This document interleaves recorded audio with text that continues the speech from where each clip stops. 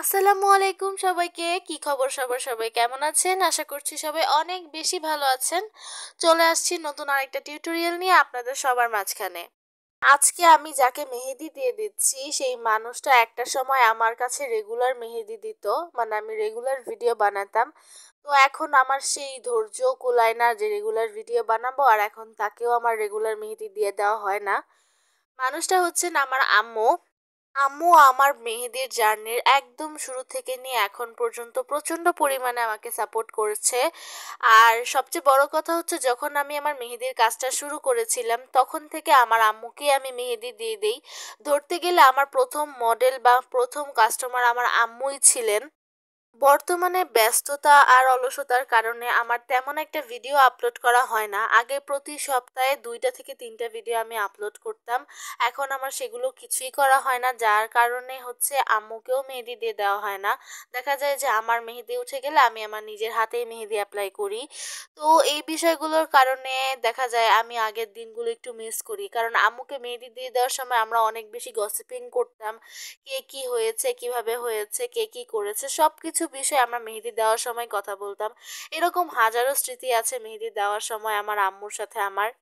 তো যাই হোক, আমি যে আজকে ডিজাইনটা করছি সেই ডিজাইনটা মূলত প্র্যাকটিস মেহেদি দিয়ে করা হচ্ছে।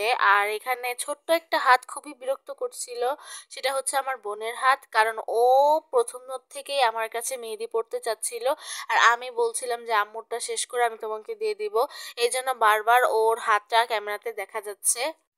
আমি আজকে এই ডিজাইনটা করার ক্ষেত্রে একটা জিনিস খুব ভালো মতো বুঝেছি, সেটা হচ্ছে মেহেদি দেওয়ার ক্ষেত্রে আর্টিস্টকে অবশ্যই আপনাকে ভালো মতো একটা জায়গা দিতে হবে।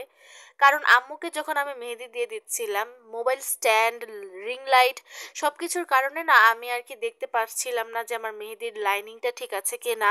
যার কারণে আমার মেহেদি দেওয়ার যে শুরুর দিকে সেখানে আমার লাইনিংয়ে অনেক বাঁকা হয়েছে। তো এটা আমি প্রথমে খেয়ালই করিনি, একদম শেষে যখন আমি প্রপার ডিজাইনটা দেখছিলাম তখন আমার চোখে পড়েছে, এবং তখন আমি এটাকে ঠিক করেছি।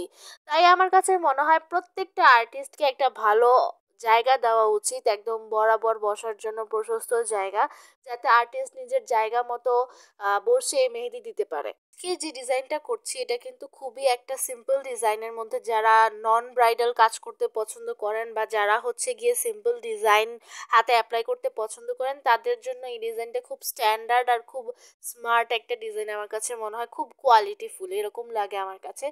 তো এই ডিজাইনটা না আর কি যখন আমি করছিলাম তখন আমি ভাবছিলাম যে একদম একাধারে আমার খুব সিম্পল ডিজাইন হয়ে যাচ্ছে। এর একটা রিজন হচ্ছে আমি এখন প্রচুর পরিমাণে ব্যস্ত, যেহেতু আমার পরীক্ষা চলছে আর পরীক্ষার আগ মুহূর্তে আমি এই ভিডিওগুলো মেক করে রেখেছি। তখনকার সময় কিন্তু পরীক্ষার আগের একটা প্রিপারেশন থাকে, যার কারণে হচ্ছে আমার মেহেদিগুলো এইরকম আর কি সেম ক্যাটাগরির হয়েছে।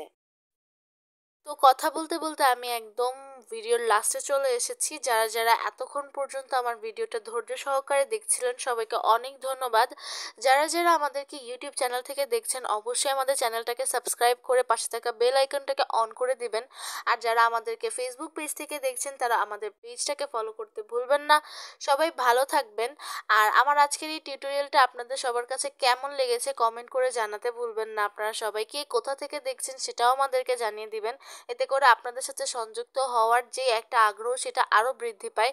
সবাই ভালো থাকবেন, সুস্থ থাকবেন। আল্লাহ হাফেজ। আসসালামু আলাইকুম।